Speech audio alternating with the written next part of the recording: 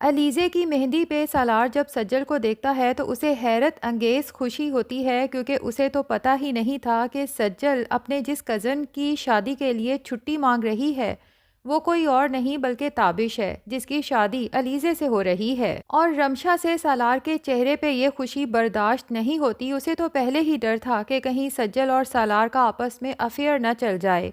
दोनों एक साथ काम करते हैं, आउट ऑफ सिटी एक साथ जाते हैं। रमशा सोचती है कि पता नहीं अम्मी ने पापा से मेरी और सलार की शादी की बात की भी है या नहीं। जबकि दूसरी तरफ अर्जुमन को जब पता चलता है कि ताबिश रमशा का कज़न है तो उसे मज़ीद गुस्सा आता है अलीज़े की चॉइस पे, और वो फ़ैसला कर लेती है कि कुछ भी हो जाए मैं अलीज़े को ताबिश के साथ ज़्यादा दिन रहने नहीं दूंगी। सालार के लिए भी ये इंकशाफ बहुत हैरत अंगेज़ होता है, इसीलिए अलीज़े से पूछ ही लेता है कि अब जब तुम्हें ये पता चल चुका है कि रमशा और ताबिश आपस में कज़न है तो क्या फिर भी तुम ताबिश से शादी के फ़ैसले पे मुतमईन हो? जबकि अलीज़े सालार से कहती है कि तुम तो पहले ही मम्मी की तरह नहीं चाहते थे कि मेरी ताबिश से शादी हो। बहरहाल मुझे इससे कोई फ़र्क नहीं पड़ता कि रमशा या कौन ताबिश का रिश्तेदार है।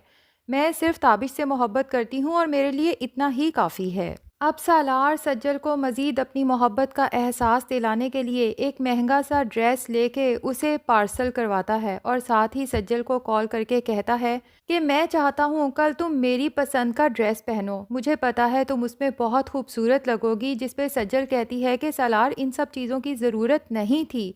सालार कहता है कि सज्जल चाहे तुम मेरे प्रपोज़ल को एक्सेप्ट करो या ना करो, कम से कम मेरी इतनी सी रिक्वेस्ट को तो एक्सेप्ट कर सकती हो। और एक बात याद रखो कि मैं तुम्हें दिलो जान से अपना मान चुका हूँ। सज्जल इसके बावजूद भी सालार को इनकार करती है, लेकिन सालार कुछ भी सुनने को तैयार नहीं, इसलिए फ़ोन बंद कर देता है।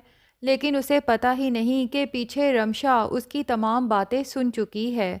सालार के फ़ोन बंद करते ही उसके सर पे सवार हो जाती है और उसे कहती है कि मुझे लगता है तुम उस सज्जल में इंटरेस्टेड हो। जिस पे सालार कहता है कि तुम्हारा मसला क्या है रमशा?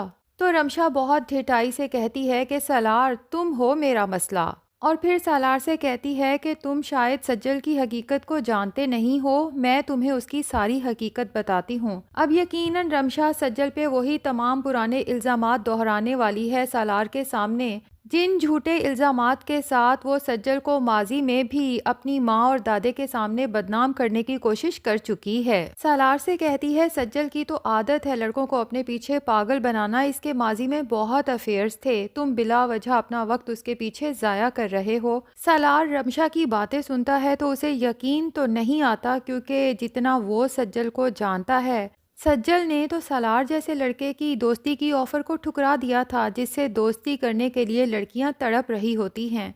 और ख़ुद रमशा भी तो सालार के पीछे पागल है। बहरहाल रमशा की बातें सुनने के बाद सालार के दिल में थोड़ा बहुत शक सज्जल के खिलाफ ज़रूर आ जाता है। फिर वो सोचता है कि मैं कौन सा सज्जल से मोहब्बत करता हूँ, मैं भी तो उसे अपनी झूठी मोहब्बत के जाल में फंसा के सिर्फ अपने सामने झुकाना चाहता हूँ। अब रमशा को चूँकि ये तो पता चल ही चुका है कि सालार ने सज्जल के लिए कोई महंगा तरीन ड्रेस भेजा है, इसलिए अब वो गुस्से में और हसद में अपनी माँ के घर जाती है। जब देखती है कि सज्जल अपने कमरे में मौजूद नहीं है तो वो ड्रेस उठाती है और कैंची से उसे काट के तबाहो बर्बाद कर देती है। सज्जल जैसे ही अपने कमरे में आके अपने ड्रेस का हशर देखती है उसे तो बहुत गुस्सा आता है और कुछ ऐसा ही हाल राबिया का होता है। लेकिन रमशा बहुत ढिठाई से सज्जल को वार्न करती है कि सालार से दूर रहो। अब सज्जल को मजबूरी के तहत कोई और ड्रेस पहन के शादी पे जाना पड़ता है। सालार जो इसी खुशफहमी में था कि आज सज्जल मेरे दिए गए ड्रेस में आएगी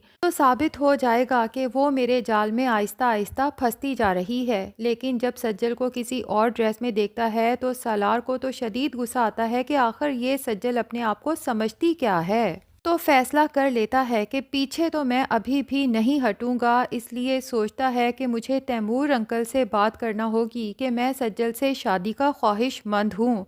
जिसके बाद तैमूर सोच में पड़ जाएगा, क्योंकि राबिया ने तो रमशा के लिए सालार के साथ शादी की बात की है।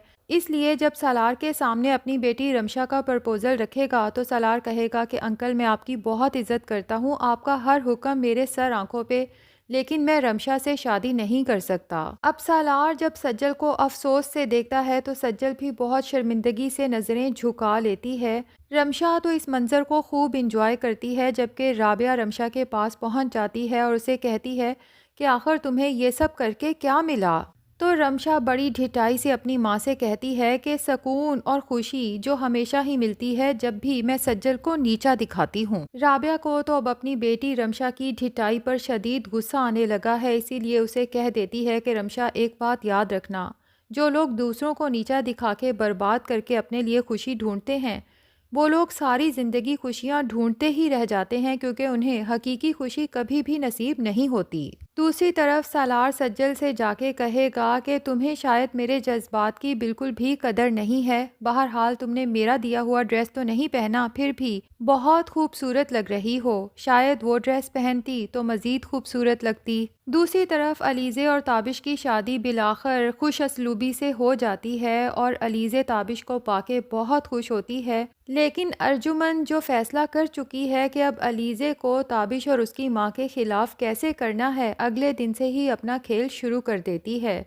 अलीज़े को कॉल करके कहती है कि ताबिश को लेके यहाँ पहुँचो, आज का नाश्ता तुम लोगों ने हमारे साथ करना है। जबकि दूसरी तरफ ताबिश की माँ और सज्जल खूब मेहनत करके अलीज़े के लिए मज़े मज़े के उसके पसंद के खाने बनाते हैं, ताबिश से पूछ के कि जो भी उसे पसंद है। अब अलीज़े जब ताबिश से कहती है कि हम मॉम के पास जाके नाश्ता करेंगे, तो ताबिश कहता है कि क्या ज़रूरत है कहीं और जाने की, अम्मी ने और सज्जल ने बहुत मेहनत से तुम्हारे लिए नाश्ता बनाया है, उन्हें बहुत बुरा लगेगा। तो अलीज़े भी ताबिश से कहती है कि अच्छा, तो तुम्हें ये फ़िक्र है कि उन लोगों को बुरा लगेगा, लेकिन तुम्हें ये फ़िक्र नहीं है कि मुझे क्या अच्छा लगेगा।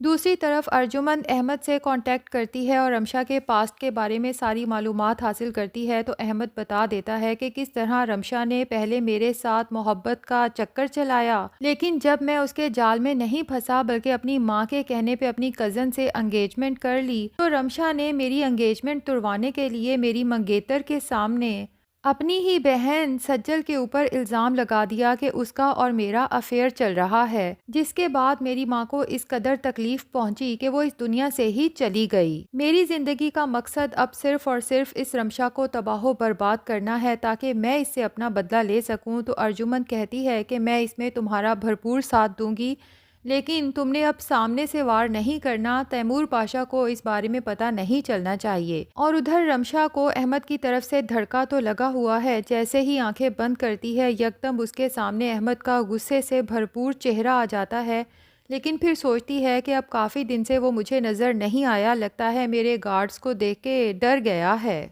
तो नाजरीन, ड्रामे के रेगुलर व्यूअर्स को तो इसी बात का इंतज़ार है कि सज्जल और तैमूर पाशा को कब जाके पता चलेगा कि रमशा नहीं बल्कि सज्जल मेहरुन्निसा और तैमूर पाशा की औलाद है, और अर्जुमंद का इस पे क्या रिएक्शन होगा। अब चूंकि वो रमशा से बहुत ज़्यादा आजिज़ आ चुकी है, तो क्या वो सज्जल को खुशी खुशी एक्सेप्ट कर लेगी या सज्जल के साथ भी उसी नफ़रत का इजहार करेगी जो वो रमशा से करती है। कमेंट सेक्शन में अपनी राय का इजहार ज़रूर करें, और अगर हमारे चैनल पे नए हैं तो प्लीज़ चैनल को भी सब्सक्राइब कर लें।